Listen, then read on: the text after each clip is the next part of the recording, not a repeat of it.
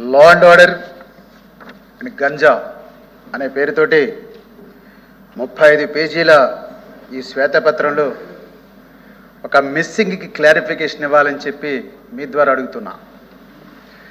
ప్రతిపక్ష రాజకీయ పార్టీల అణచివేత ఉంది, టార్గెట్ ద సివిల్ సొసైటీ ఉంది, అమరావతి యాజిటేషన్ ఉంది, అలాగే ఎలక్షన్ వైలెన్స్ ఉంది. కానీ నేను అడుగుతున్నది ఏమిటంటే, ప్రజా సమస్యలపై పోరాడుతున్న ప్రజా సంఘాల ఆందోళనలన్నింటినీ కూడా గత ప్రభుత్వం తీవ్రంగా అణచివేసింది, అనుమతి ఇవ్వలేదు. ప్రజాస్వామ్యబద్ధంగా జరిగేటువంటి ధర్నాల మీద, ర్యాలీల మీద, దీక్షలపైన తీవ్ర నిర్బంధాన్ని ప్రయోగించిన విషయం ఇందులో ప్రస్తావన లేదు. ముందస్తు అరెస్టులు చేశారు, అక్రమ కేసులు పెట్టారు, బైండ్ ఓవర్ కేసులు పెట్టారు. అయితే ఒక చోట మాత్రం సిపిఎస్ విషయం ప్రస్తావించారు. సిపిఎస్ వద్దంటే రద్దంటే ఇవన్నీ కూడా, ఈ కేసులన్నీ కూడా నడిపారని చెప్పి తెలియచేస్తున్నాను.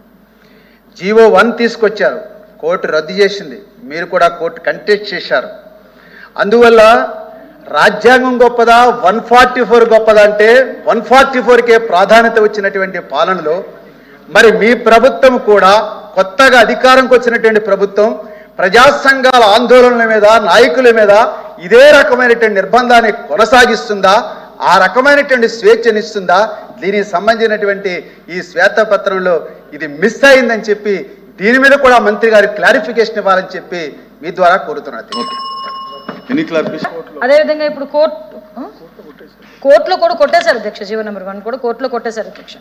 అదేవిధంగా అధ్యక్ష, గౌరవ సభ్యులు చెప్పినట్టుగా ఇప్పుడు ఏదైతే కేసులు చాలా ఎక్కువ ఉన్నాయి, అమరావతి కేసులు కానీ, అదేవిధంగా ముఖ్యంగా టీచర్స్ మీద సిపిఎస్ రద్దు టైంలో పెట్టిన కేసులు కానీ, ఇవన్నీ కూడా అధ్యక్ష అధ్యయనం చేస్తున్నాం. అన్ని ఎవరి మీద అయితే అక్రమంగా కేసులు పెట్టారో వాటన్నిటినీ కూడా వాటిని ఏ విధంగా తీసేయాలి, ఏ విధంగా దాని మీద చర్యలు తీసుకోవాలన్న దాని మీద ముఖ్యమంత్రి గారు పరిశీలిస్తున్నారు. The House is adjourned to meet again at 10 AM tomorrow.